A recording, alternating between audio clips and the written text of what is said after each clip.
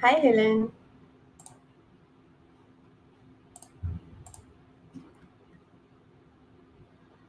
Salut, How are you? ça va toi? Sorry, I don't speak French. That's why I'm learning. No problem. So, Helen, is everything okay on your side? Is your mic, camera, everything working? And are you going to share your Yeah. screen by any chance? No, we're not sharing screen, and the camera works fine. It's just turned off right now. Okay, awesome. So, I'm going to be back here again. I've added all the people who are supposed to be in the room as well. Okay, Patricia is here too. Hi, Patricia. Hi, Imran. Bonjour, Hélène. Patricia, just one quick thing. So, if someone asks you that they're not able to see the sessions, can you please ask them to just refresh the screen? Because there is this bug on the back end. So, if anyone asks your emails, you just let them know to refresh their screen and they will be able to see the session. Actually, I don't know. I had the same problem with the main stage. Okay. I saw the whole presentation by, I mean, following the LinkedIn link. I don't know why. Yeah. The first time that happened to me. Yeah. So just like if anyone, like I had 2-3 people messaging me. So if you see any of those emails or messages, just let them know to refresh their screen and I'll be back again. Okay. Sure. No, I'm here for help if there's any question. Okay. Sounds at good. least for this break session. Okay. See you soon, Patricia. Bye. See you soon. Thank you.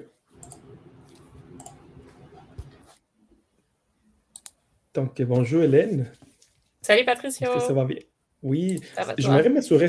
Oui, ça va très bien, merci. On a eu une belle échange. Ah, ok, c'était toi. Je pensais qu'il y avait un enjeu aussi technique. Non. On a eu une belle échange au début de la journée d'innovation ouverte avec Kayla. Donc, merci beaucoup.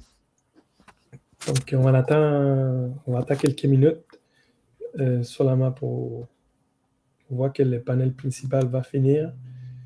Et je vais vous faire une petite intro et vous pouvez continuer. Je sais pas, les autres n'ont pas l'air d'être là? Non, pas encore.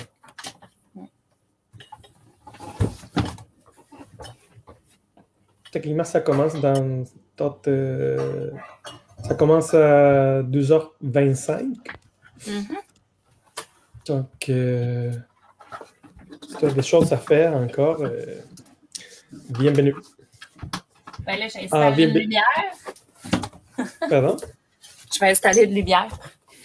Non, c'est correct, c'est correct. Ouais. En fait, bienvenue. Hi, Kurt.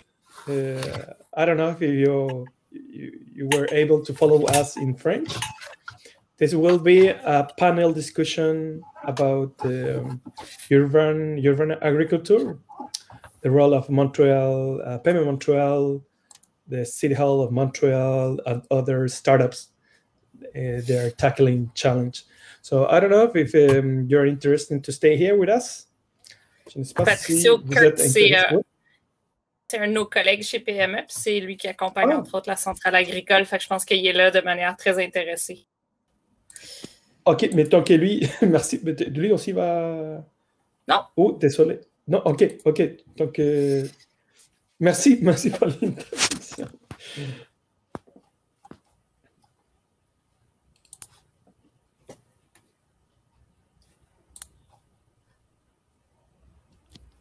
OK, donc, une fois que je vois que Georges, Jean-Philippe ou Charles arrive, je le laisse monter sur l'écran. Mais seulement pour m'assurer, ton cœur, il va pas remplacer à Kevin, non? Non, Kurt travaille chez PME Montréal. OK. Ah, super. Merci. Je pensais qu'il était dans la partie centrale agricole. OK. Non, il les accompagne. OK, merci.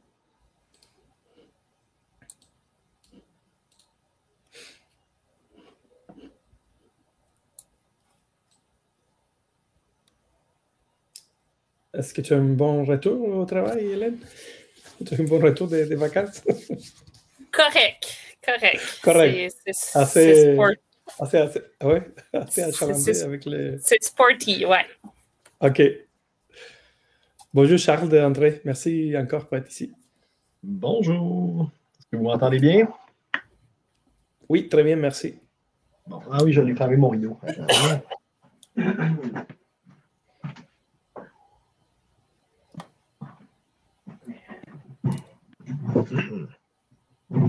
Merci beaucoup. Plaisir.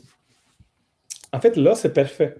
En fait, quand tu es au milieu du rideau, ça, Ouais, c'est parfait. Moi, je me parfait. déplace. Là, Là, c'est merveilleux, ça améliore les couleurs, tout ça. OK. Donc, les panels doivent commencer à 2h25. Donc, merci pour être ici. Si tu as des choses à faire, aller chercher un bar d'eau, pour l'examen, d'autres choses, bienvenue. Bienvenue de faire ça. Seulement, n'oubliez pas d'éteindre le micro et la caméra pour aller joindre d'autres endroits selon besoin. OK, d'accord.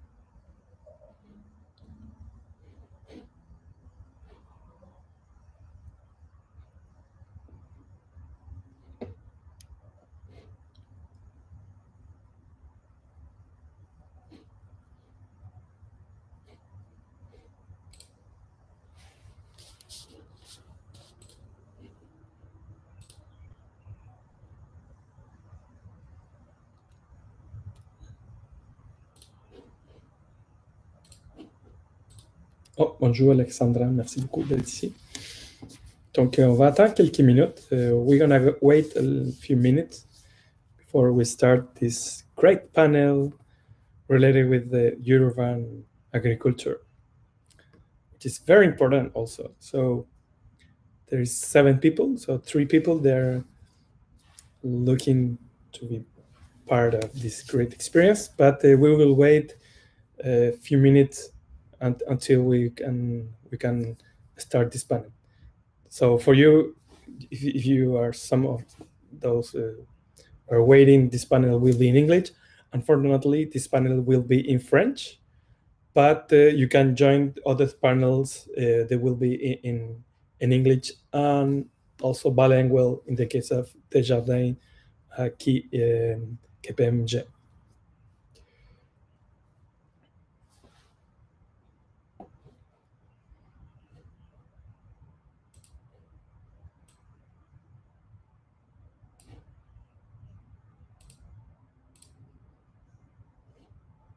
Bonjour Jean-Philippe. Salut. Merci pour être ici. Ben là, ça me fait plaisir. Est-ce que Georges a réussi à se connecter? Est-ce que tout va bien? Et c'est long, qu'est-ce que j'ai entendu? Vous J'ai entendu l'attendez? parler qui est inscrit, qui était enregistré. Ah ben, Mais on souhaite qu'il va réussir. OK. Est-ce que la lumière est meilleure, Patricio? C'est encore la même chose?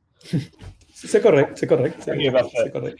C'est que la tête à Charles-André, elle rentre directement entre les deux rideaux.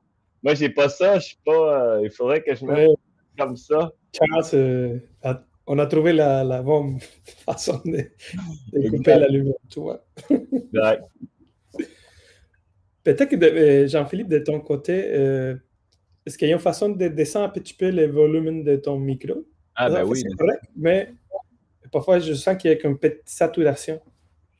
C'est très léger. Sinon, Je vais parler plus fort. Non. Profite des avantages de la technologie. Je parle trop fort. C'est ça que je comprends, là. C'est bien correct, c'est bien correct. C'est parfait. Je vais faire attention. Exact. Ouais, Bon. sujet, Ça va être pas de verbes, des sujets, des compléments en chuchotage. Ça va être vraiment bon. une conférence intime. Exact.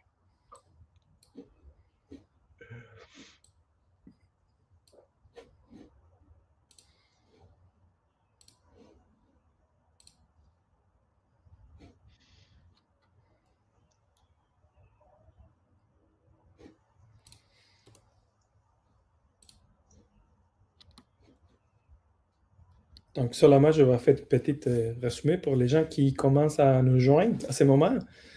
Cette panel, c'est de PME Montréal, la ville de Montréal aussi, sur l'agriculture urbaine. Cette panel, ça va être en français, à 100%. Mais si vous avez des questions en anglais, je pense qu'il n'y en a aucun problème pour répondre à vos questions. On va commencer dans quelques minutes. Une fois que le panel principal d'échange en innovation ouverte va finir, j'imagine, dans 2-3 minutes. Merci beaucoup pour votre patience. À tout le monde, aussi vous, chers panélistes.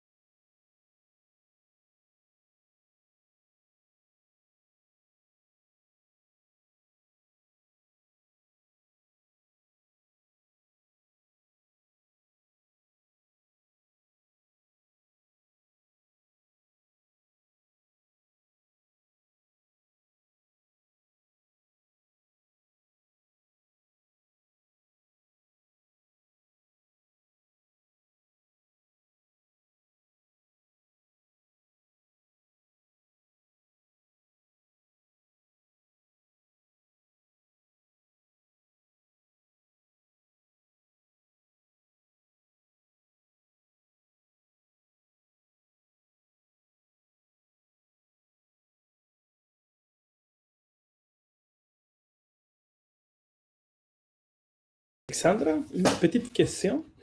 Est-ce que par chance, tu aurais le numéro de téléphone de Georges? Parce que je vois que lui a accepté l'invitation, mais je ne le vois pas ici dans le panel pour accepter, pour les laisser monter sur l'écran. Oui, je l'ai, je vais te le transférer. Merci, merci beaucoup.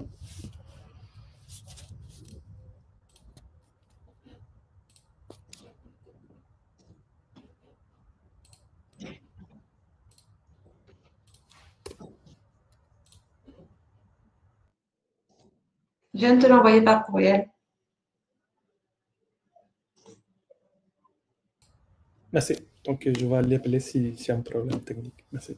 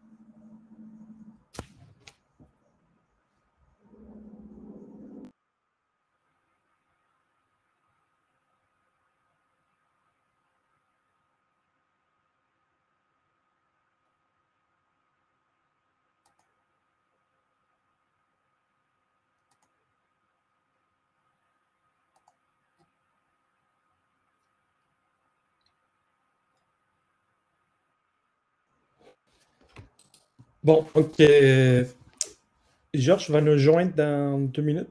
Il est en train d'entrer dans la plateforme. Mais je vois que les panels principaux, ils viennent de finir. Donc, en fait, je vais faire une petite intro. Donc, bonjour tout le monde. Welcome everybody. This panel will lead by Payment Montreal and the City Hall of Montreal also. This panel is going to be in French. So this panel is going to be about urban agriculture. It's a very important topic. Donc, à partir de ce moment, j'aimerais présenter à notre partenaire principal qui va leader cette panel. Mais avant de faire cette petite présentation, une petite introduction, j'aimerais aussi souligner de pourquoi l'importance d'avoir une session, un breakout room lié à l'agriculture urbaine. Vous savez, aujourd'hui, d'autres panels de discussion sur, par exemple, les technologies qui vont façonner l'avenir de l'agriculture carbone neutre et aussi toute la partie de l'alimentation. Aussi, d'autres panels pour mieux suivre, évaluer et diminuer les émissions de gaz à effet de serre. Donc, c'est très pertinent avoir parmi nous un panel dédié au rôle des villes dans cet enjeu, dans cet appel à faire un virage écologique, une transition vers une économie plus verte. Donc, merci beaucoup à notre partenaire principal, Payment Montréal, puis la ville de Montréal d'être ici. Donc, sans prendre plus de temps, je vous laisse à Hélène Saint-Jacques. Elle est chargée de projets de développement économique durable chez Payment Montréal et aussi à Alexandra Coast. Elle est chargée de projets communication, événements et partenaires chez Payment Montréal Centre-Est. Donc, merci beaucoup pour être ici. Je vous laisse la porte ouverte pour introduire votre panéliste puis commencer la discussion liée à l'économie urbaine. Merci beaucoup. Alexandra, je te laisse commencer. Oui, bonjour à tous. Donc, merci d'être là. Fait qu'aujourd'hui, pour cette table de discussion, on a Hélène Saint-Jacques, qui est responsable chargée de projet développement durable chez PME Montréal, et Charles-André Major de la ville de Montréal, qui vont donc vous parler de tout ce qui est innovation en agriculture urbaine dans un contexte de transition écologique, avec deux belles entreprises. On a Olab et Aquaverdi aussi, Georges qui vient juste d'arriver. Fait que je vais juste bonjour. Voilà, je vais laisser Hélène et Charles commencer la discussion. Puis si vous avez des questions, n'hésitez pas à les écrire dans le chat. Vous pouvez les écrire en français si c'est possible pour vous. Vous pouvez les écrire en anglais et vous m'excuserez de mon anglais quand je vais les lire. Bonne discussion. Merci, Alex. Alors, ça fait vraiment plaisir d'être là. Je travaille chez PME Montréal depuis 2 ans et demi. Puis, statistiquement, j'accompagne beaucoup de projets dans le secteur bioalimentaire et en particulier en agriculture urbaine. Je pense qu'il y a ces créneaux-là où il y a le plus d'innovation dans les projets que j'accompagne. Pour moi, l'innovation, elle vise à avoir soit un impact sur la manière de faire de d'autres entreprises, soit sur nos manières de consommer, soit sur les modèles d'entreprise eux-mêmes. Donc, les 2 entreprises qu'on a invitées à venir présenter incarnent ces innovations-là, à mon sens. Un de mes rôles, c'est entre autres de faire du maillage entre entreprises, donc d'introduire certaines entreprises à d'autres partenaires ou à d'autres entreprises pour vraiment faire mousser le potentiel d'arrimage.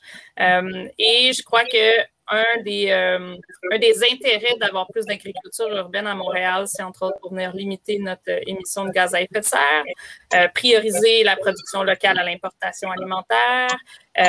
Et un des grands créneaux qu'on va émerger beaucoup, c'est au niveau de la logistique décarbonée en milieu urbain, donc pour couper le dernier kilomètre et avoir encore plus d'impact sur les pratiques. Donc, ça fait vraiment, vraiment plaisir de pouvoir aborder ces différents sujets-là aujourd'hui. Charles-André, je te laisserai peut-être continuer sur les enjeux de la Ville de Montréal. Oui, certainement. Ben, bonjour tout le monde, ça me fait plaisir d'être là aujourd'hui. Donc, je suis commissaire développement économique à la Ville de Montréal, dont plusieurs dossiers portent sur l'agriculture urbaine notamment. Ben écoute, je vais rebondir un peu sur ce que tu disais par rapport à la livraison. En fait, il y a une foule de raisons pour lesquelles là, la Ville s'intéresse et souhaite soutenir le secteur de l'agriculture urbaine. Il y en a beaucoup qui sont en lien justement avec une optique de transition écologique, puis celle de la logistique puis du transport, c'est effectivement c'est un point majeur, là, parce qu'en fait, pour la Ville, donc, il y a toujours des enjeux de camionnage sur nos routes, là, bon, puis de mobilité, de congestion. Dans le fond, on ne réalise pas tout le temps, là, mais la majorité du camionnage qui a lieu à Montréal, là, sur l'île, en fait, c'est du transport de denrées alimentaires. On est dans une optique de plus en plus de développer des circuits courts, mais ce qui est encore plus intéressant que l'agriculture urbaine, c'est que non seulement dans une optique de circuits courts, mais on pourrait quasiment dire dans une optique de circuits ultra courts. Là. Donc, dans ce cas-là, on peut, d'une certaine façon, du moins, atténuer les effets là, du camionnage avec des déplacements un peu plus locaux, puis justement des différents projets là, de livraison décarbonée là, auxquels Hélène faisait référence justement. D'un point de vue ville, il y a aussi également là, un des enjeux pour les villes, c'est la gestion des matières résiduelles, souvent qui relève du domaine municipal. Disons qu'avec certaines tangentes que prennent plusieurs entreprises d'agriculture urbaine, ben, on tend à être dans une logique d'un modèle d'économie circulaire où on va, disons, diminuer la quantité de matières résiduelles produites, puis on va la valoriser également. Là. Donc, c'est un peu intéressant en ce sens où, bon, ben, bientôt, la ville va devenir un producteur important, disons, de compost. Là. Donc, s'il y a une optique dans le de valoriser ce compost-là sans nécessairement juste l'exporter à l'extérieur de la ville, là, ça pourrait également avoir des effets en matière de diminution des gaz à effet de serre. Peut-être un autre aspect, là, il y en a plusieurs, mais un autre qui est intéressant avant de commencer, c'est que ben, d'un point de vue municipal, là, c'est la ville de Montréal, c'est quand même une ville qui a une certaine histoire, puis qui a un patrimoine immobilier là, qui des pôles industriels qui datent un peu, puis dans certains cas, en fait, ces pôles-là ont connu, puis ce patrimoine immobilier-là a été délaissé au fil du temps là, avec la dévitalisation du secteur industriel. Donc, pour des entreprises qui ont quitté soit vers l'étranger, soit vers les banlieues parce qu'il y avait des terrains plus grands, ben, en fait, on perçoit l'agriculture urbaine comme étant un secteur pour revaloriser, dynamiser les pôles économiques, là, dans le fond, puis rattirer des gens près de ces pôles-là, ce qui pourrait contribuer d'une certaine façon aussi à freiner l'étalement urbain. Là. Quand les entreprises quittent pour les couronnes, bon, ben, les gens vont s'établir encore plus loin en couronne, donc plus d'entreprises au centre. Mais ça permet généralement là, de garder des gens plus proches là, quand même. Donc, ça permet une relance économique plus verte de ces pôles-là. Fait que pour moi, ça fait peut-être un tour. On pourra continuer là-dessus un petit peu plus tard. Là. Oui, puis on pourrait peut-être laisser plus de place à Jean-Philippe et à Georges pour nous parler de leurs projets respectifs. On pourra rebondir en fin de discussion.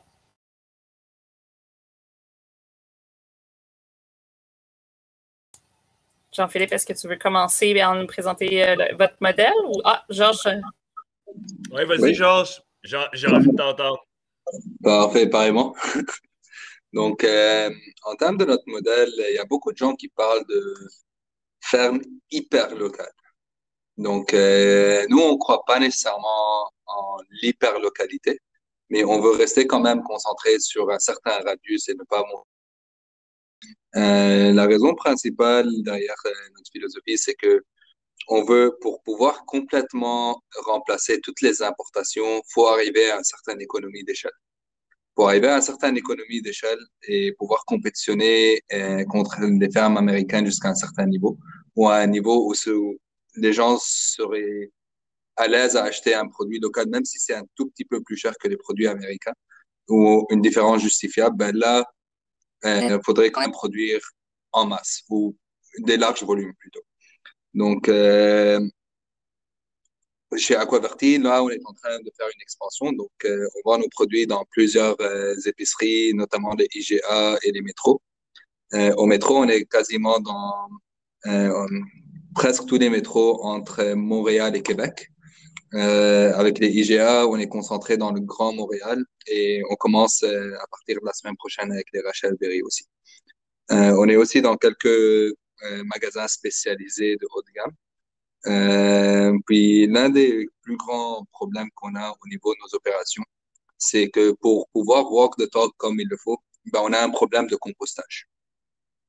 Puis je pense que je l'avais déjà adressé avec Charles-André, si je ne me trompe pas, ou c'est quelque chose que je discute quand même souvent. C'est que on a quand même des résidus végétaux qui viennent du contrôle de qualité ou des racines qu'on jette parce qu'on est en hydroponie. Puis, on n'arrive pas à bien faire du compostage. Donc là, on est en train de chercher un substrat qui est compostable ou organique au lieu du rockwool qu'on a remplacé pour de l'oasis parce que l'oasis, c'était plus simple pour que ça se dégradait plus rapidement, en gros. Sinon, on avait quelques problèmes quand on était à la recherche d'entrepôts. On ne trouvait pas nécessairement d'entrepôts adaptés à nos besoins avec une grosse entrée électrique, avec un zonage qui permettait l'agriculture urbaine. Et la réalité des choses, c'est que si on veut rester urbain donc dans le Montréal, et si on ne veut pas sortir plus que Montréal-Laval, ben, le vacancy rate pour des entrepôts est de moins de 1% aujourd'hui. Puis ça a créé quand même pas mal de problématiques et les prix deviennent très exorbitants. Mais on a été chanceux parce que, oui, c'est drôle quand même parce que là, on est en négociation avec notre voisin. Donc, on partage un mur ensemble. Puis eux, c'est des importateurs de fruits et de légumes. Puis là, on est en conversation de prendre leur espace. Donc là, on est en train de voir une dynamique dans laquelle les fermes locaux sont en train de prendre l'espace d'importateurs de fruits et de légumes. Puis j'avais jamais pensé à ça jusqu'à ce que j'ai eu une visite d'un de mes investisseurs qui m'a dit ah c'est quand même drôle. Puis là ça m'a ouvert les yeux parce que pour moi c'était juste on cherchait de l'espace puis j'ai jamais pensé au-delà de cela. Donc ça c'est au niveau de notre quotidien. Maintenant au niveau de la demande on voit qu'il y a une demande très élevée quand même. On n'arrive pas à produire suffisamment puis là on parle juste on parle même pas de bannières entières. On parle même pas de tous les métros, tous les IGA du Québec. On parle de un bon montant, mais pas toute la bannière. Puis on parle même pas des Adonis, des Super C, des Maxi, ainsi de suite. Donc le marché est énorme. Puis on a besoin de plusieurs fermes urbaines pour pouvoir combler toute la demande et arriver à limiter le plus possible les importations provenant des États-Unis, du Mexique, ainsi de suite. À date, est-ce qu'il y a des questions? Est-ce que tout est correct? Georges, oui? Est-ce que tu veux nous glisser un mot peut-être sur les innovations que vous avez faites à l'interne? Oui, donc je ne peux pas beaucoup parler de tout cela parce que là, on est en train de déposer des brevets. Mais en gros, on vise beaucoup sur l'aspect d'automatisation. Donc, pour nous, Aquaverti, pour les 3 prochaines années, c'est un producteur de produits maraîchers. Mais pour tout ce qui est expansion en dehors du Québec, ben là, on trouve ça beaucoup plus simple de se convertir comme équipementier qui comprend les besoins des fermes. Donc, on développe beaucoup d'équipements robotiques pour tout ce qui est maintenance, gestion de la propreté, de la salubrité de la ferme, efficacité opérationnelle et mouvement des produits au sein de la ferme pour augmenter l'efficacité opérationnelle et réduire tous les risques de contamination. Et bien sûr, pouvoir produire en masse sans avoir à embaucher d'une manière linéaire un nombre équivalent d'employés. Parce qu'à la fin du jour, on a 2 coûts majoritaires qui sont la main-d'œuvre et l'énergie. L'énergie, malheureusement, c'est linéaire à un certain niveau. Puis le plus tu ajoutes des tours linéaires, donc c'est pas quelque chose que tu peux bénéficier d'économies d'échelle. Mais au niveau de l'automatisation, si on veut vraiment arriver à compétitionner, ben, faut avoir une ferme qui est largement automatisée. Et je dis pas 100% automatisée parce qu'au niveau du contrôle de qualité, ça, c'est pas quelque chose que l'on cherche à automatiser. On pense qu'il n'y a aucune machine qui peut faire un meilleur travail que les humains, quoi. Donc là, à date, on a développé du software qui est le Aquaverti Operating System, connu par Canada Gap et qui nous ont même demandé de le commercialiser. En fait, c'est une application qu'on a développée à l'intérieur qui suit les produits dès que c'est planté jusqu'à ce que ça arrive à un magasin spécifique. Et ça nous permet de récolter toutes les données de production, de vente, d'inventaire. Tout est centralisé. Et ça nous permet d'analyser ces données-là pour améliorer notre production et pour des fins de recherche et de développement. À un autre niveau, on a développé des bassins hydroponiques spécialisés pour les fermes à l'intérieur, pour des fermes qui sont des bassins modulaires avec très peu de surface de contact pour minimiser le développement de biofilms et modulaires et adaptables à n'importe quel espace de production. Parce qu'on ne voulait pas utiliser des bassins standards de 4 par 8 ou de 4 par 12, ce qui n'était pas très efficace pour des raisons de nettoyage, de drainage, ainsi de suite. Donc, on a développé nos propres bassins, puis là, on a un brevet en instance dessus, un design patent. On a fini de développer 2 robots à l'interne, donc le Aquaverti Rover et le Aquaverti Pusher. Puis ça, c'est déjà en opération, ça fonctionne très, très bien. On les utilise tous les jours et ça nous a permis de réduire aux alentours de 3 heures de travail par jour. Là, on est en train de développer 2 robots additionnels qui est une récolteuse pour les flotteurs hydroponiques et une transplanteuse pour les flotteurs hydroponiques aussi. Donc, il y a quand même pas mal de travail qui se fait. On parle beaucoup avec différents joueurs de l'industrie, surtout que ce soit municipal, provincial ou fédéral, pour essayer d'améliorer l'industrie le plus possible. C'est une industrie qui est en croissance rapide. On est approché quand même par beaucoup de joueurs qui veulent soit se lancer dans l'industrie, soit qui cherchent des conseils. On a même eu un représentatif du MAPAC, que je peux pas mentionner de nous, qui vient nous voir chaque samedi pour faire des projets de recherche ensemble et nous accompagner. Donc, en fait, pour lui, il apprend lui-même et pour nous, on bénéficie d'un accompagnement qui est gratuit. Donc, c'est un win-win situation.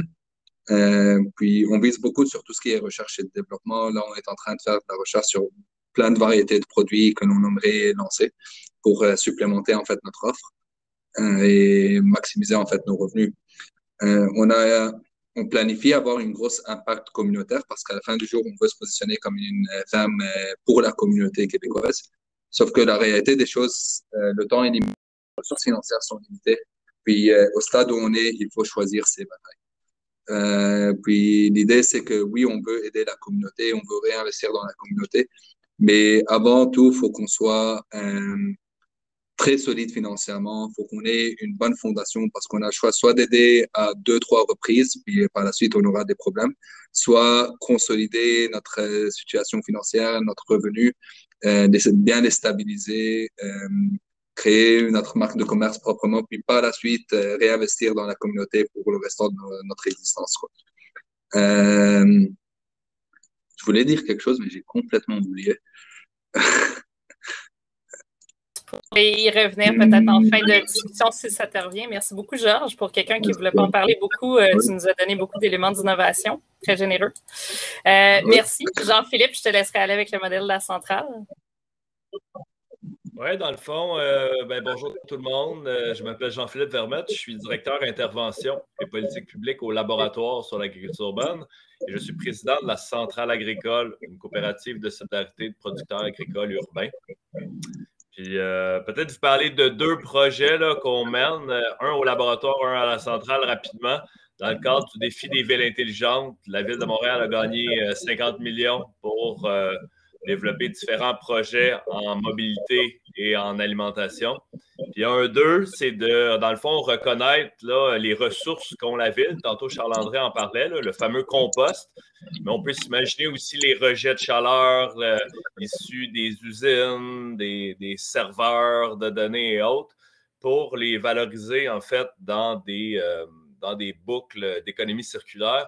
Il y a eu des assises récemment de l'économie circulaire. On dit qu'environ 5 % de l'économie québécoise est linéaire. Ça, dans le fond, on consomme la terre et on jette. Puis, dans le fond, l'agriculture urbaine est une bonne manière de réfléchir à ces boucles de circularité-là. Justement, est-ce que le compost produit par la Ville de Montréal à grande échelle va avoir une valeur agronomique? Est-ce que c'est facile ou non d'utiliser des rejets thermiques industriels?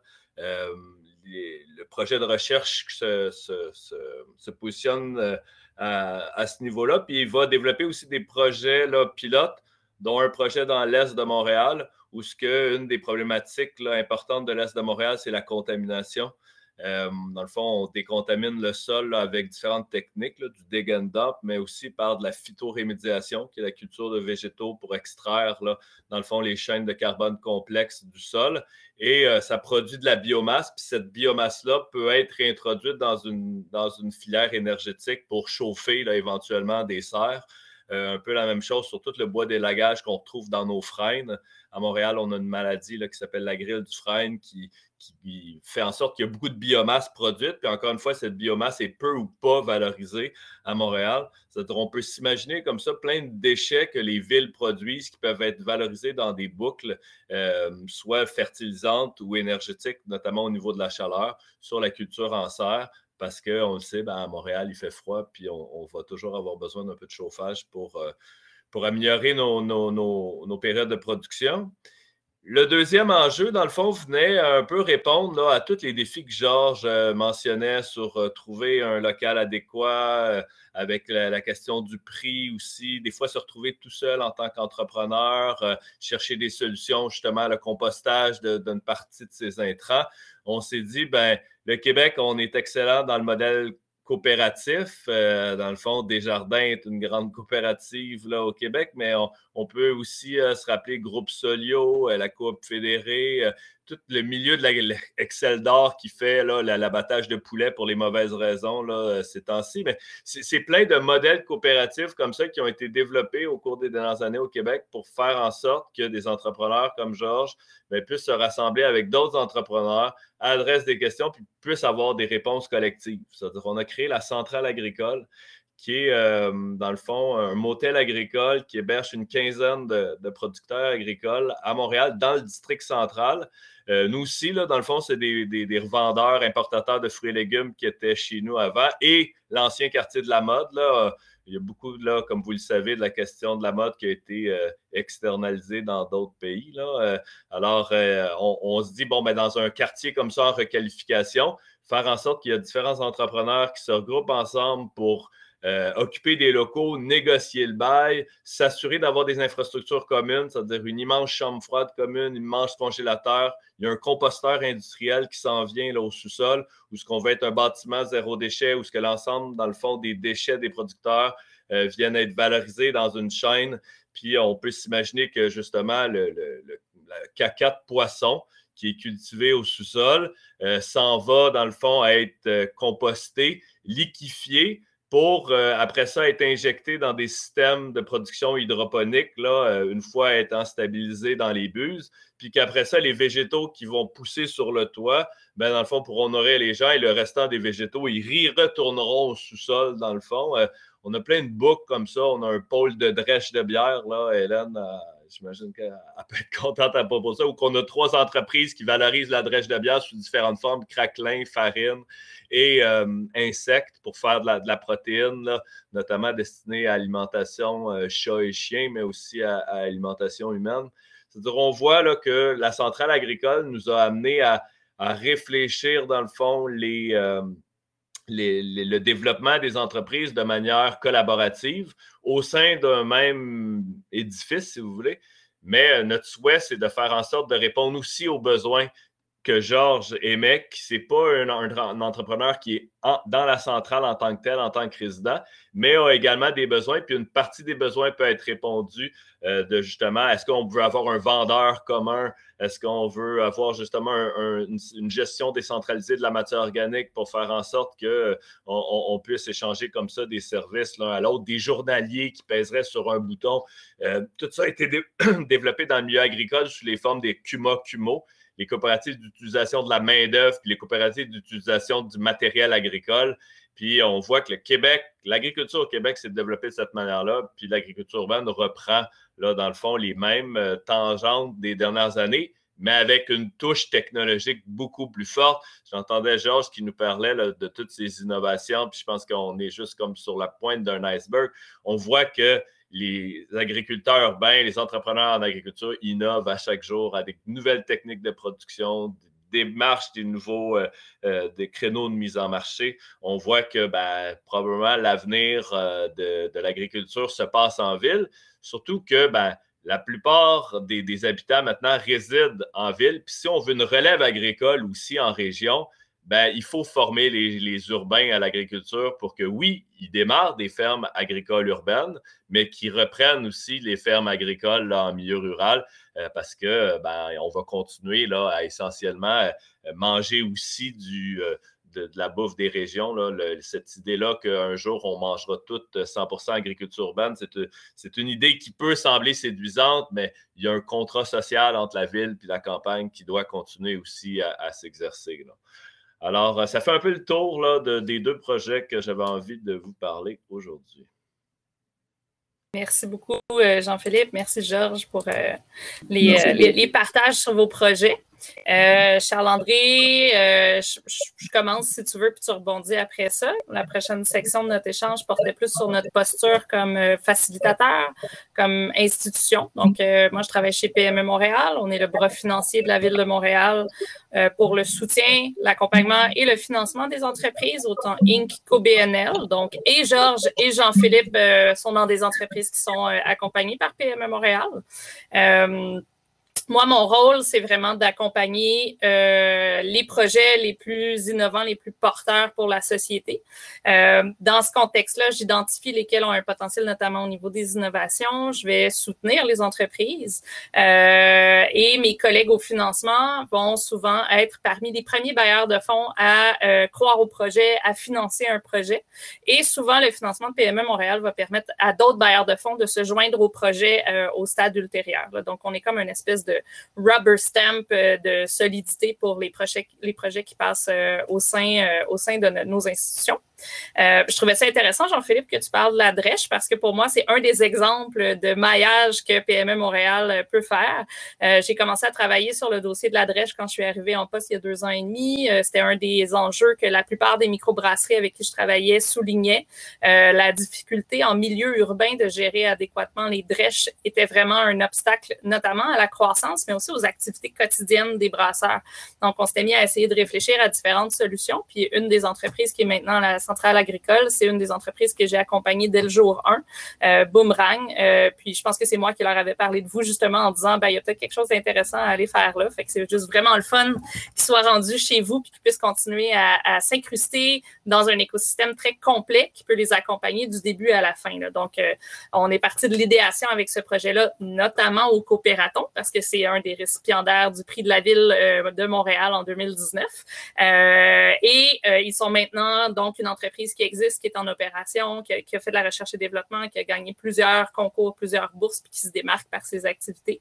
Fait que c'est vraiment le fun de voir que les innovations peuvent aussi faire partie d'un grand écosystème très cohérent d'accompagnement.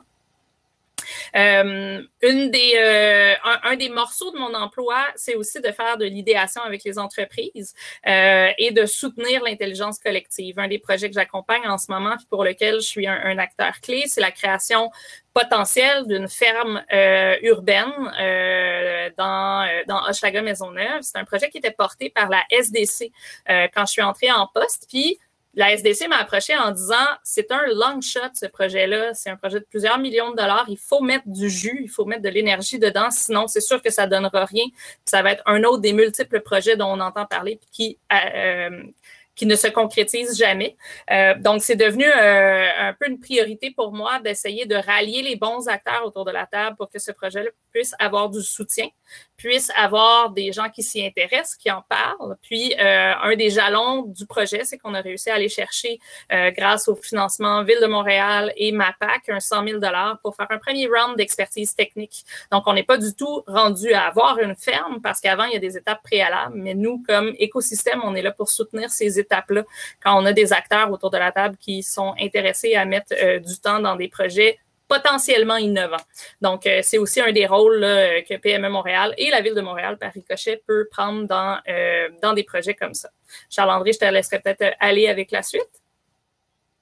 Oui, certainement. Bon, ben, en fait, pour ce qui est de la Ville de Montréal, la posture qu'on prend par rapport au soutien du secteur, c'est surtout une approche écosystémique. Tu sais, la Ville de Montréal fait pas tant d'aide directe à l'entreprise, par exemple. Là, ça, c'est plus le rôle d'Hélène, par exemple, PME Montréal. Ceci dit, nous, on essaie du moins de faire en sorte que l'écosystème a des leviers pour aider les entrepreneurs là, qui veulent partir des projets et les voir croître. Dans le cas d'agriculture urbaine, ça a commencé notamment pas mal avec du soutien à la recherche, là, avec le MAPAC, qui est un de nos partenaires, puis le laboratoire sur l'agriculture urbaine. Là, on avait soutenu le laboratoire pour la mise en place du CRETO, qui est un carrefour de recherche puis de transfert d'expertise. Donc, ça nous a permis à nous, la Ville, et au MAPAC également, d'obtenir de plus en plus de données, en fait, sur ce secteur. Parce que l'agriculture urbaine, c'est un secteur économique qui est relativement récent, du moins dans sa forme actuelle, et qui connaît une croissance très, très rapide. Comme c'est un secteur en émergence, ben, pour la Ville, il y a tout intérêt à venir structurer l'écosystème assez tôt, plutôt que de laisser, mettons, cet écosystème-là évoluer, connaître une certaine croissance, puis à un moment donné, bon, ben, on vient au bout des ressources qui existent, puis le secteur retombe. Donc, dans le fond, en mettant en place de l'aide à l'entrepreneuriat, que ce soit via justement des experts du réseau PME Montréal comme Hélène ou via différents partenariats, on arrive, au moins on espère, là, à continuer à avoir l'apparition de nouvelles entreprises en agriculture urbaine, mais aussi s'assurer que celles qui sont là connaissent une croissance et une résilience dans le temps. On le fait notamment, on l'a inclus dans le cadre du plan de relance de la étant donné que bon, la crise qu'on a connue a certainement mis en perspective un certain engouement pour la demande de produits locaux, de produits frais, en plus des enjeux en matière de sécurité alimentaire. On a inclus dans le plan de relance, en fait, la mise en place de partenariats, dont un avec le laboratoire et l'École des entrepreneurs du Québec, là, qui sont inclus dans la boucle, pour, dans le fond, accompagner les entrepreneurs qui veulent développer leurs compétences. Parce que la Ville est quand même relativement souvent approchée par des gens qui ont envie de démarrer des projets d'agriculture urbaine, mais qui ne sont peut-être pas toujours rendus à un niveau où leur plan est assez solide, ils n'ont pas tout à fait tous les outils ou les compétences. Fait que via ce partenariat stratégique-là, on est capable, peut-être, du moins on l'espère, d'amener ces gens-là à travailler sur leur projet, à le bonifier, développer des compétences de gestion, ce qui, on pense, sur le long terme, va devenir un peu, une expression payant là, pour le secteur, dans le sens où on va avoir des entreprises plus fortes. Il y a aussi d'autres leviers qu'on a, notamment, on a différentes entreprises là, qui sont en démarrage, qui peuvent profiter de programmes de la Ville pour du financement lorsqu'ils sont en maillage avec des grandes entreprises, donc des petites entreprises qui vont obtenir en fait une première vente auprès de grandes entreprises ou qui vont se faire accompagner par une grande entreprise en leur demandant de développer un produit spécifique pour eux, peuvent bénéficier d'une subvention qui s'appelle le programme à l'innovation ouverte. Puis on fait également des appels à projets, c'est-à-dire dans le but de faire émerger des projets du milieu puis de les soutenir financièrement, ben on fait des appels périodiques dans lesquels ça nous permet de produire de soutenir différents projets. Certains à valeur un petit peu plus communautaire, un peu plus à l'échelle très locale, mais d'autres qui sont des projets d'entreprise ou d'économie sociale qui vont contribuer au dynamisme de la ville. Donc, ça, c'est fort intéressant. Je vais peut-être rebondir par contre aussi sur ce que Jean-Philippe disait tout à l'heure. Il parlait de relève agricole, puis je partage entièrement ce point-là. Là-dessus, on a exactement la même vision. Mais je vois également aussi l'agriculture urbaine comme étant un levier pour, on l'oublie souvent, mais les grands marchés publics montréalais, ce sont des actifs de la ville. Puis l'agriculture urbaine représente aussi une relève en matière de commerçants. Parce que ces marchés-là, on les veut comme étant des places vivantes. Les gens qui vont là, ils vont chercher, oui, leur denrée, mais c'est une place de socialisation.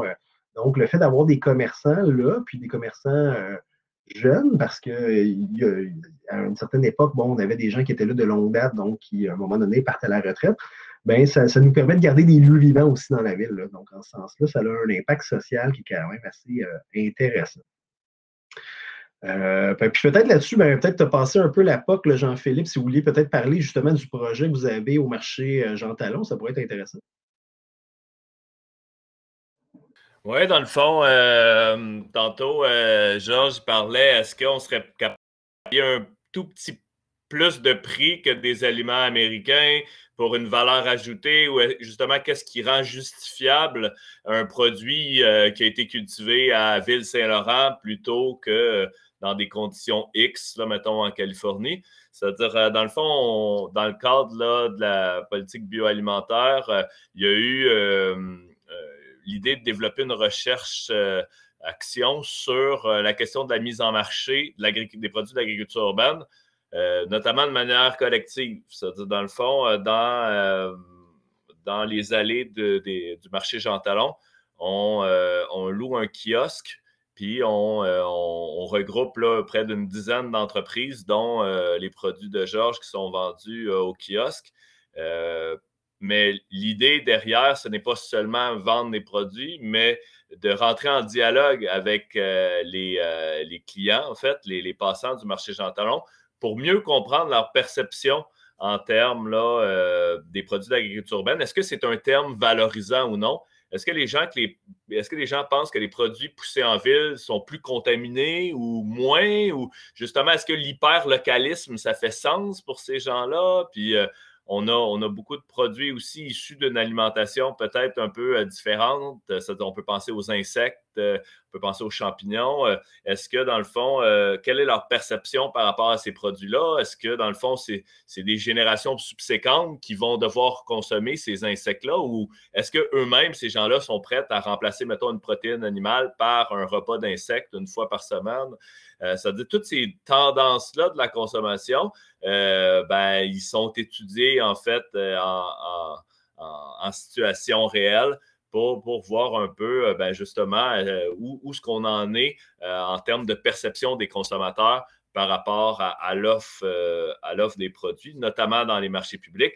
Il y a un projet aussi, là, dans le fond, à Quapucam, là, qui est un marché indépendant. Puis on approche d'autres commerçants comme les supermarchés Avril pour voir est-ce qu'ils seraient prêts aussi à embarquer dans cette étude-là pour voir dans quelle manière on peut rentrer en dialogue avec les consommateurs, chose que au final, on peut avoir des ratings sur notre site, là, de dire « Ah oui, tes produits sont super bons, Georges, j'en veux encore », mais c'est bon aussi d'avoir des fois des analyses un peu plus poussées, qualitatives, pour mieux comprendre là, les dynamiques qui sont en présence.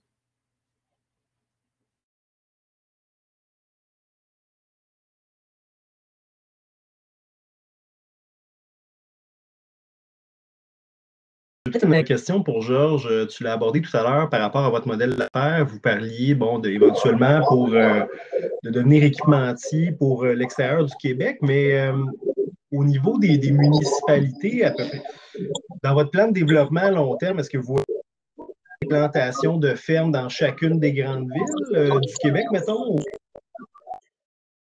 Donc, pour nous, on regarde ça d'une manière un peu plus large.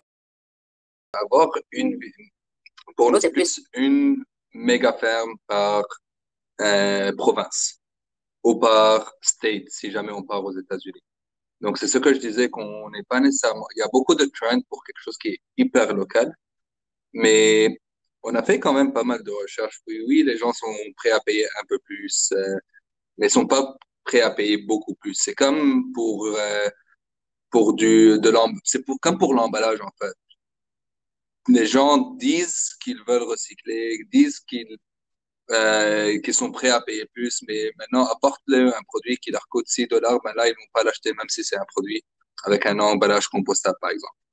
Donc, à la fin du jour, faut enlever le monde idéaliste des yeux, puis retourner à la réalité des choses, comme quoi la première préoccupation des consommateurs, ça reste leur poche. Donc, même si on veut contribuer, il y a différentes manières de contribuer. Tout est relatif à combien ça nous coûte pour contribuer ça. Puis, on a fait pas mal d'essais avec des emballages différents, ainsi de suite. Puis, c'était toujours la conclusion à laquelle on revenait. Que oui, c'est bon d'avoir. Il y a une petite portion des gens qui sont prêts à payer un peu plus pour un produit hyper local, pour un produit qui est beaucoup plus écologique au niveau du recyclage. Mais à la fin du monde, les gens ont des familles. Les gens ont un loyer à payer. Les gens ont des enfants à prendre soin. Puis, le côté idéaliste, on a l'impression qu'il se perd une fois que les gens atteignent une trentaine d'années et qu'ils commencent à créer leur famille. Donc, le côté hippie-go-lucky descend au fur et à mesure que les gens se regroupent ensemble et commencent leur famille. Au moins, c'est la théorie à laquelle on est arrivé. Donc, c'est pour ça que pour nous, on voit ça quand même. Pour nous, la définition de local, c'est quand même la province, tu vois. Différentes personnes vont le définir de différentes manières. Maintenant, il y a des gens qui vont me dire non, mais ça, c'est pas vraiment du local. Il y a des gens qui vont me dire oui, du moment que c'est dans un certain radius, c'est local. Donc nous, la raison pour laquelle j'ai mentionné que pour le futur, on ouvre la porte de devenir équipementier, parce que de un, on développe nos équipements pour nous-mêmes, mais d'autres fermes verticales vont avoir les mêmes problèmes que nous. Et l'idée, elle est simple, c'est que nous, pour les 3-4 prochaines années, notre focus, c'est le Québec. Notre focus, c'est la méga ferme. Oui, c'est bon pour nous. En même temps, est-ce que ça va nous permettre de compétitionner encore plus, pas seulement de rester compétitif quand même, avec des économies d'échelle. Mais une fois arrivé dans 3-4 ans, puis là, on veut ouvrir une ferme à Ontario, par exemple. On pense que d'ici le temps qu'on soit prêt, il y aurait des fermes qui auraient pris le marché de l'Ontario, ou qui auraient pris le marché de Chicago, ou qui auraient pris le marché de New York, comme on le voit avec toutes ces compagnies-là. Donc, puis, on a été approché par la famille royale de Qatar. Je connais le neveu du roi, puis il m'a dit, écoute, viens ouvrir Aquaverti à Qatar. Aquaverti n'a aucun sou à payer, c'est le gouvernement qui va investir tout l'argent. On vous donne 40%, on garde 60%. Mais on n'est pas encore prêt. Puis le jour où on va être prêt, on pense qu'il y aurait des fermes établies. Et la meilleure manière d'avoir une présence et de contribuer à la croissance de l'industrie pourrait être à travers un équipementier d'équipements robotiques et de technologie. Mais c'est juste une idée qu'on garde la porte ouverte. Maintenant, idéalement, ouvrir nos propres fermes et les gérer nous-mêmes. Mais on n'est pas encore arrivé là. Donc, je peux pas vraiment planifier dans 5 ans qu'est-ce qui va se passer. Je peux juste ouvrir ou garder des portes ouvertes pour le futur. Mais à la fin du jour, pour retourner au premier point, les gens restent conscients de combien ils dépensent. Pas tout le monde gagne 200 000 $ par année. Et c'est la réalité des choses. Je sais pas si j'ai répondu à ton point. Je pense que j'ai... Je vois quand même un potentiel de 60 fermes en Amérique du Nord. Donc, oui. c'est quand même pas rien. C'est un grand marché. Écoute, l'Amérique du Nord, c'est énorme, surtout les États-Unis. Là, on parle de un marché 10 fois plus grand que le Canada et plus riche que le Canada aussi, et plus divers. Donc, la beauté dans ce que l'on fait, c'est que pour l'instant, la majeure partie des gens, je dirais pas tout le monde qui se lance dans cela, produit les mêmes variétés. Mais en réalité, il y a tellement de choses exotiques que l'on pourrait apporter. La complication, donc des fines herbes spécialisées, des différents types de végétaux qui n'existent pas vraiment dans le marché ici, mais que de là où je viens, ils sont très, très consommés. Puis moi, je suis d'origine syrienne, en fait. Et il y a plein de légumes qu'on peut faire pousser ici pour la communauté syrienne, libanaise qui est en croissance. Patricia, je sais pas exactement tes origines, mais la même chose pour tout ce qui est Amérique latine. Il y a beaucoup de... Quand je rentre au supermarché aujourd'hui, ça me choque combien il n'y a pas de variété, combien c'est limité les différentes options de végétaux qu'il y a. Puis il y a un côté de diversification des produits dessus. Puis on fait quand même pas mal de focus group et on parle avec beaucoup de communautés ethniques, si je peux dire ça. Maintenant, on est dans le 21e siècle, il faut faire attention à ce qu'on dit. Puis, pour savoir qu'est-ce qui manque vraiment, c'est quoi dans chaque groupe ethnique qui cherche, qui n'existe pas ou qui n'existe pas dans une bonne qualité. Puis, essayer de diversifier, d'apporter plus de diversification au marché agroalimentaire du Québec. Mais là, il y a bien sûr un learning curve, il faut éduquer les gens, il y a plein de marketing expense qu'il faut faire, mais ça pourrait être une option intéressante pour diversifier au-delà des laitues, du kale, des basiliques et toutes ces choses classiques. Parce que la réalité des choses, c'est que aussi, avec le plus, il va y avoir beaucoup plus de fermes qui vont se matérialiser et là, ça va créer une pression négative sur le prix. Puis la réalité des choses, c'est que si tu n'as pas un grand volume, tu vas pas survivre ou tu vas avoir de la misère à survivre. Si tu restes avec les mêmes produits que tout le monde se lance là-dedans comme démarrage, quoi.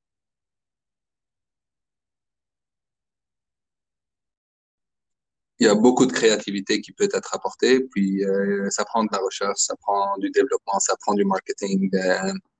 C'est ce qui rend l'industrie intéressante, quoi. C'est tout nouveau, il y a plein d'opportunités là-dedans et il y a plein de potentiel de créativité.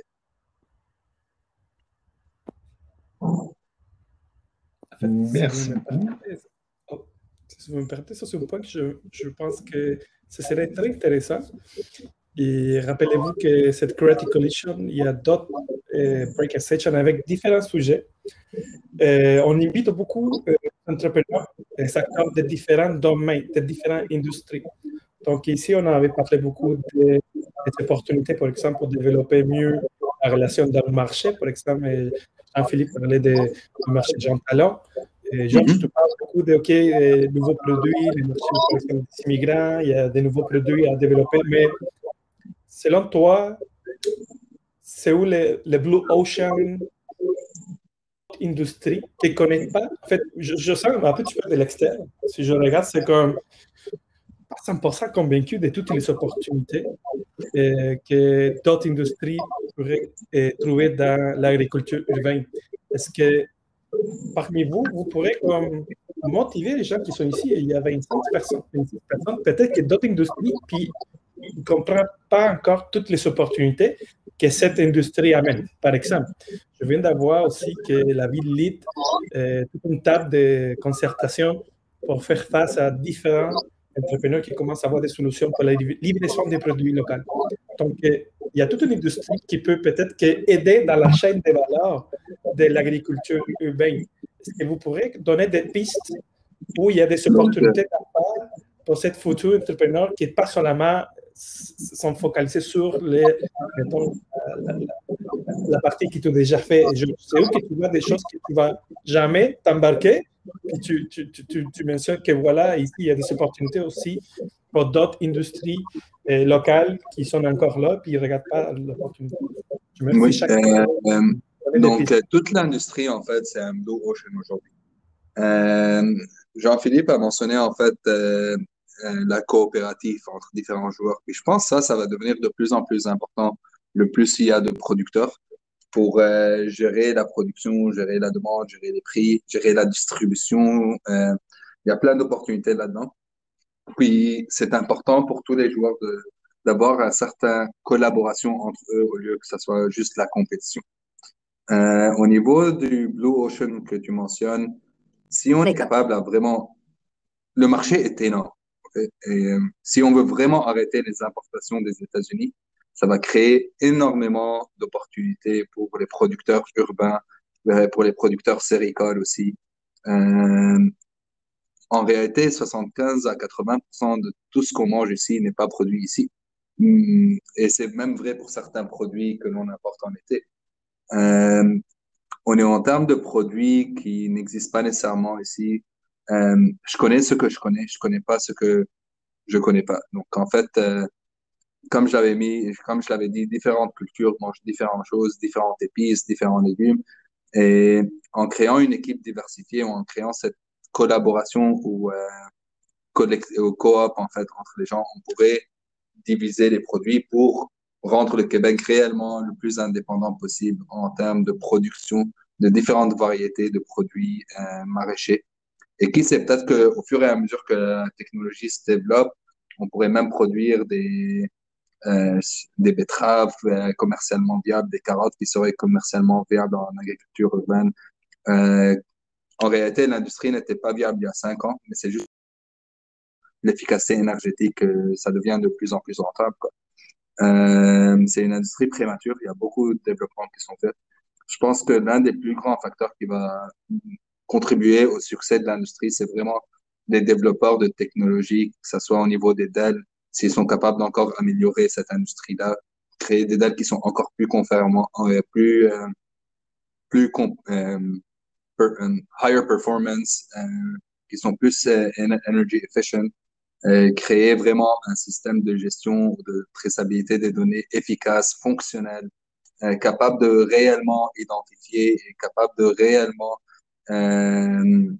créer une synergie ou des formules entre différents facteurs environnementaux, que ce soit comprendre la psychologie de la plante, comment est-ce que la plante fonctionne réellement, tu vois.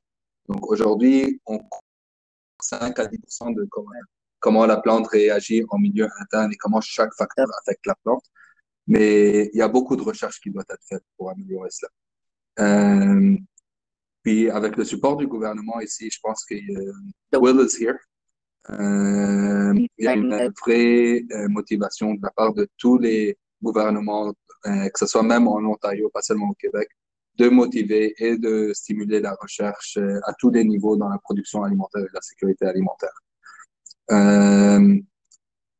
Donc, je pense que la plus grosse contribution en termes d'avancement de l'industrie va venir des gens qui développent les technologies et les équipements qui vont être par la suite utilisés par les producteurs agricoles pour matérialiser en fait l'autonomie alimentaire.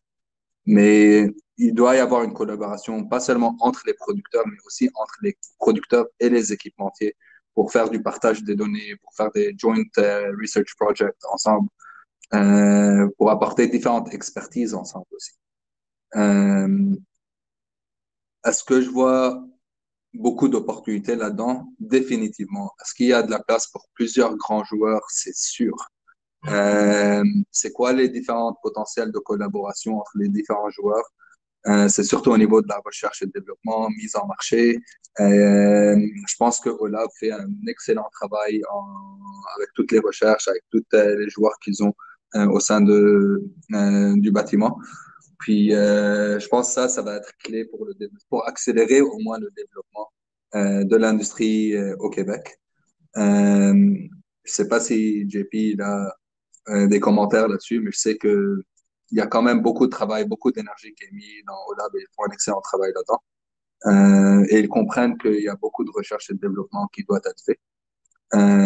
Que pas un seul joueur lui-même peut faire comme un Coverty. Il faut avoir des partenariats. Puis au niveau des produits, c'est très important d'avoir différentes cultures. Puis là, chez Aquaverty, on essaie de diversifier le maximum possible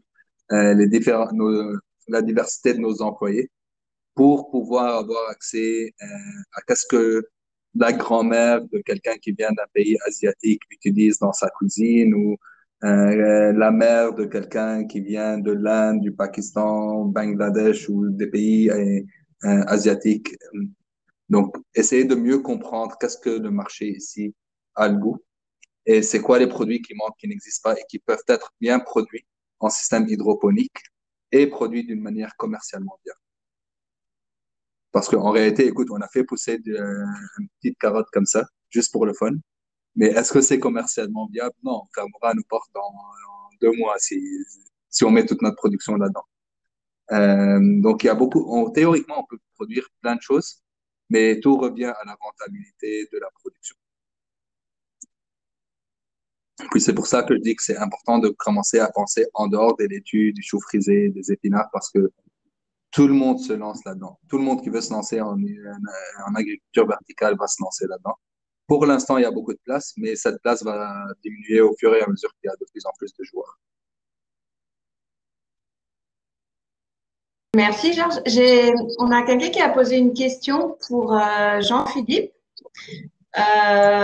Est-ce que le modèle de la centrale agricole va être en mesure de répondre au manque d'espace de production dans les villes et les loyers exigés par les propriétaires, exemple des villes de Toronto ou Vancouver? Merci.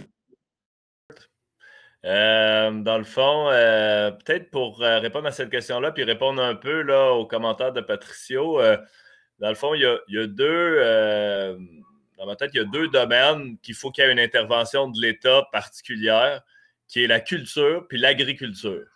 Dans le fond, au Québec puis au Canada, on a des lois pour faire en sorte d'avoir une protection de la langue française, la protection de nos artistes, qu'on puisse, dans le fond, faire valoir cette particularité-là culturelle. Puis, la Ville de Montréal, notamment, soutient les ateliers créatifs qui sont, là, dans le fond, des motels artistiques, là, où il y a de la résidence d'artistes qui vont, dans le fond, développer leur projet au sein d'un immeuble.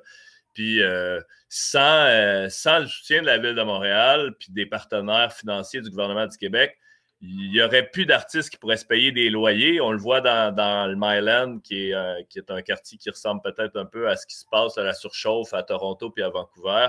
ben, le prix des loyers est exorbitant, puis on se retrouve là, dans le fond avec peu ou pas d'espace pour eux. Puis c'est probablement le modèle coopératif qui a fait en sorte qu'on est capable de, dans le fond, faire des négociations de baux, puis avoir des ententes à long terme avec des propriétaires sur des loyers abordables. L'agriculture, c'est la même chose. Au Québec, on a décidé de protéger le sirop d'érable, le poulet, le cochon, des productions comme ça qui sont à quota, où ce qu'on favorise l'aliment du Québec plus que l'aliment des États-Unis. Est-ce qu'on pourrait un jour s'imaginer qu'il y a des quotas sur les verdurettes, que dans le fond, on achète des verdures d'Aquaverti avant des verdures de la Californie, puis c'est que collectivement, on se dit que c'est ça qu'il faut qu'on fasse. Puis ça, dans le fond, c'est des politiques. C'est-à-dire, je suis d'accord avec Georges quand il dit qu'il faut qu'on améliore nos techniques et nos technologies pour être plus rentables, plus concurrentiels, plus performants. Mais d'un autre côté, il faut clairement le soutien aussi du gouvernement pour s'assurer qu'il n'y a pas de dumping de produits étrangers, que les réglementations en vigueur, tant au niveau social qu'environnemental, sont respectées pour faire valoir le désir, là, dans le fond, des consommateurs québécois. Puis pour les plus démunis, il y a des solutions comme la carte proximité là, qui a été aussi démarrée dans le cadre là, du défi des villes intelligentes qui permet, dans le fond, de soutenir l'achat de produits frais par les personnes les plus démunies, notamment par des fondations privées. Mais on pourrait s'imaginer aussi des taxes sur les boissons gazeuses, un peu comme qu'on a dans plusieurs villes américaines qui viennent, en fait, c'est de l'argent qui roule dans l'économie, au sens où on donne des food stamps, c'est-à-dire dans les poches des personnes les plus démunies, puis après ça, ils la réinvestissent dans des entreprises comme celle de Georges, où ce que l'argent circule, puis n'est pas nécessairement, dans le fond, parti dans des capitaux étrangers, dans des produits qui auraient été produits, mettons, au Mexique ou aux États-Unis. C'est-à-dire qu'il y a clairement un rôle des gouvernements sur une partie du soutien à l'établissement de fermes en ville. Puis ça doit passer aussi par, selon moi, des modèles de gouvernance innovants. La ville ne peut pas signer des ententes avec le secteur privé pour un parc qui pourrait être cultivé ou, mettons, un centre de compostage où ce qu'on aimerait ça avoir une entreprise sous le toit. Ben, c'est beaucoup plus facile si, dans le fond, on a des structures qui regroupent différentes entreprises, mais qui ont une mission sociale, qui ont une mission sans but lucratif, puis qu'après ça, dans le fond, on favorise leur établissement. C'est-à-dire, d'après moi, pour répondre à la question de Kurt, oui, le motel agricole là, est un excellent modèle pour d'autres villes, Toronto, Vancouver, mais on voit aussi à New York, à Chicago. À Chicago, dans le fond, nous, on s'est inspiré un peu, la centrale agricole, d'une initiative à Chicago qui s'appelle The Plant, puis qui font essentiellement la même chose que nous, mais qui, dans le fond, de l'autre bord de la frontière. C'est un excellent exemple aussi pour revenir là, sur la question de la ruralité en région. La question de la relève agricole est une question qui est aussi prédominante en milieu rural. Puis, les prix des terres sont excessivement élevés. Il y a beaucoup d'urbains qui s'achètent des maisons secondaires en région, mais qui ne cultivent pas la terre. Ça fait augmenter le prix de la terre en région.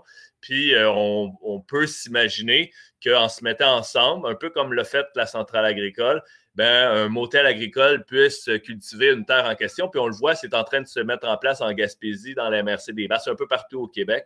C'est-à-dire, ce modèle-là est certainement intéressant, oui, pour les grandes villes nord-américaines, mais aussi pour l'ensemble du territoire, en fait.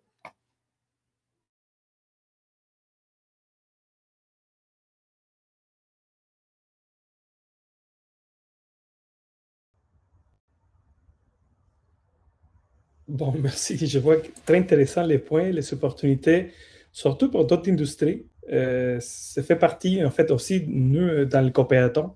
C'est une compétition d'innovation ouverte. C'est ça qu'on cherche.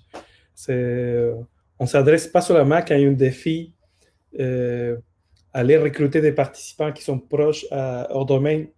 L'opportunité, c'est comment on aide à d'autres entrepreneurs de d'autres industries qui ont peut-être des choses intéressantes, par exemple, dans le cadre des domaines logistiques, blockchain, etc., de la partie technologique, disait Georges.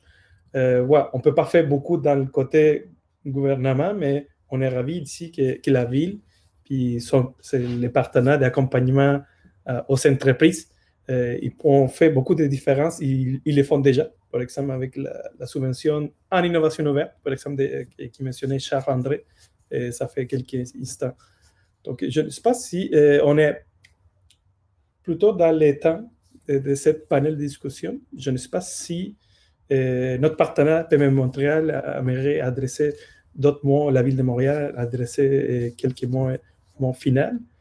Puis je souhaite d'avoir ce type de rencontre dans d'autres, qui va poursuivre dans le Copéaton, dans d'autres initiatives pour encourager d'autres entrepreneurs à faire partie de la solution.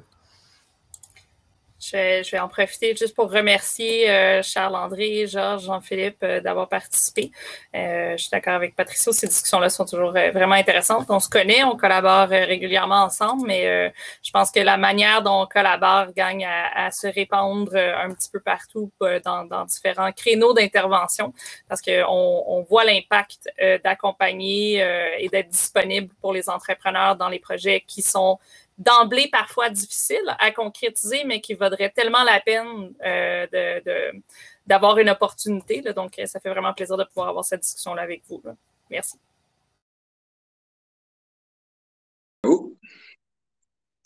Oui, merci tout le monde. Puis c'est ça, tout à fait. Je vais seconder Hélène là, pour la ville. On est très content d'avoir des entreprises, des partenaires comme ceux qui ont participé au panel aujourd'hui. Puis on espère que la séance d'aujourd'hui va leur donner l'idée à d'autres de lancer des projets novateurs.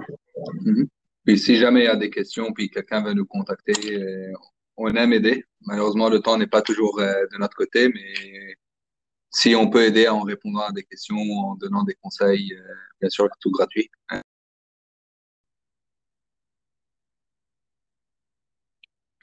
Moi, j'ai un autre appel là à 3h30. Merci à tous, puis merci à tout le monde qui a organisé ça. Bonne journée. Bonne journée tout le monde. Merci. Merci, au revoir. Merci. Bonne journée, merci beaucoup, PME Montréal, la ville, puis Jean-Philippe, Georges pour être ici présent. Donc, on aimerait continuer avec cet échange prochainement. Donc, pour tout le monde qui aimerait démarrer des projets qui vont aider à une meilleure agriculture urbaine ici au Québec et au Canada, l'éco-péaton, ça va être une bonne façon de vous aider à avoir cet échange pour poursuivre avec votre idée entrepreneuriale. Donc, merci beaucoup. Vous pourrez continuer. Il y a d'autres break and room qui sont encore disponibles. Je ne sais pas s'ils sont finis déjà. Mais la journée n'est pas finie. La journée n'est pas finie encore. Rappelez-vous qu'à 14h, ça commence la grande finale du défi des changements climatiques. FinTech changement climatique de notre accélérateur Startup en résidence de Desjardins. C'était un travail ensemble entre Startup en résidence et aussi FinTech Cadence. Donc, ne manquez pas cette opportunité de voir les pitchs des finalistes puis savoir quelles startups vont rentrer dans le programme d'accélération de notre entreprise. Donc, merci beaucoup à tout le monde, PME Montréal, à Ville, voilà, tout le monde qui était ici dans cette panel. On vous souhaite vous voir bientôt.